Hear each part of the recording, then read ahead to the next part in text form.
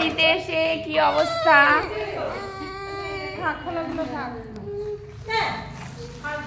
ছোট ছোট বাচ্চারা কেউ কাঁদছে না, সুকৃতি কাঁদছে। ছি ছি ছি। সুকৃতি তুমি কি করছো এখন? দেখি মুখটা। বাবা কি সুন্দর সেজেছো একা একা। এখন হাত ব্যথা নেই তো? আছে? নেই তো? ফুটো আছে। সুকৃতির মতো কারা কারা ইঞ্জেকশন নিতে ভয় পাও কমেন্টে অবশ্যই জানিও। সুকৃতি ভয় পায়? সুকৃতির ইঞ্জেকশন নিতে গিয়ে আজকের কি অবস্থা হলো। ভিডিওটা যদি ভালো লাগে একটু সাবস্ক্রাইব করে দিও বন্ধুরা প্লিজ।